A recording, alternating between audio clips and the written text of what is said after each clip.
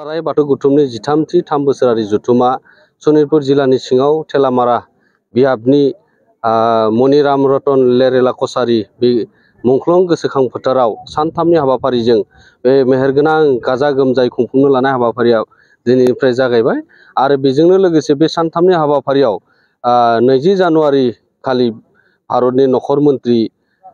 अमित शाह बिथांखौ बे हाबाफारियाव गौमा आरजनि हाबाफारियाव बाहागो गाहाय आलासि हिसाबै हांख्रायनाय जादोंमोन आरो बेजोंनो लोगोसे दुलाराय बाथौ गौथुमा 50,000नि बांसिन बे आरजनि हाबाफारियाव बाहागो लागोन आरो बे हाबाफारियावनो बाहागो लाफैगोन आसामनिबो गिबि मन्त्रि डक्टर हेमन्त बिश्व शर्मा, बिटिआरनि गाहाय मावफुं सोद्रोमा प्रमद बर' बिथाङाबो आरो मन्त्रि उरखावग्रा ब्रह्म बिथाङाबो बेवहाय हाबाफारियाव बाहागो लाफैगोन आरो बेबायदिनो गोबां अफिसारफोर बाहागो लाफैगोन, रायजो राजा बिथांमोन बाहागो लाफैगोन। आसामनि दाब दाब जायगानिफ्राय बेवहाय जिल्ला आफाद 28 जिल्ला आफादनिफ्राय बेवहाय बाहागो लाफैगोन आरो आसामनि बायजोआव थानाय बाथौ सिबियारिफोरजों लोगोसे आरो गुबुन धोरोमाव थानाय बर'नि बिथांमोनाबो बे हाबाफारियाव बाहागो लानो थाखाय साखाफारा जादों आरो बिथांमोना फैगासिनो दङ, मोनफैसिगोन। वेस्ट बेंगल, नेपाल, अरुणाचल आरो बांला बर्डारनि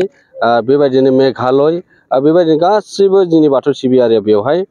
रायजो राजाफोरखौ लानानै 1 लाखनि बांसिन बेवहाय सुबुं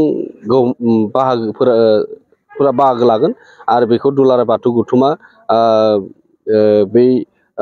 खौरांनि गेजेरजों फोरमायहरदों आरो बेयो जाफुंसार जानो थांगासिनो दङ आरो जिखिनि खामानिफोर दिनै जागायबाय आरो एसे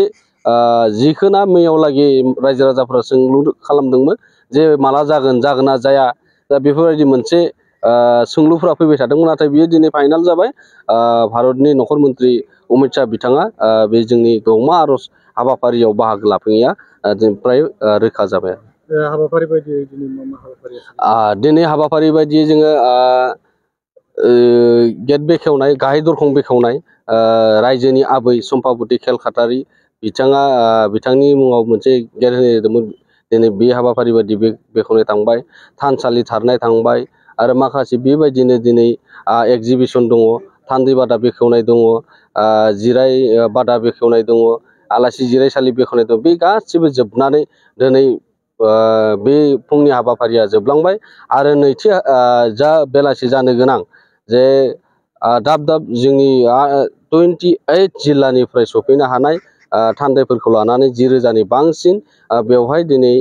थान्दै जखनथाय जागोन। बेवहाय दिनै दुलाराय बाथौ गौथुमनि फैबाय थानाय